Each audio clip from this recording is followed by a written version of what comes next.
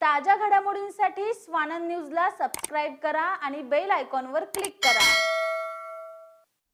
अंबरनाथच्या लोकनगरी bridge जवळील नाल्यामध्ये अनधिकृत बांधकाम आणि भरणी झाल्यानं मोठ्या प्रमाणात नागरिकांच्या घरात पाणी शिरण्याची शक्यता वर्तवली जाते।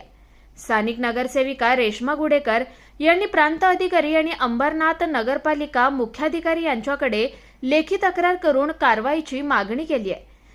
या अनधिकृत बांधकामामुळे महालक्ष्मी नगर, सोमेश्वर मंदिर, शिवाजी नगर, गणपती मंदिर, म्हाडा कॉलनी, कैलाश नगर आणि खदान हा परिसर नाल्याच्या जवळ असल्यानं पावसाळ्यात मोठ्या प्रमाणात पाणी शिरण्याची शक्यता आहे। त्यामुळे येथील अनधिकृत बांधकाम आणि भरणी तात्काळ काढून नाल्याचा प्रवाह सुरळीत करावा अशी मागणी गुडेकर यांनी केली आहे। आकाश सहाने, स्वानंद मीडिया, अंबरनाथ।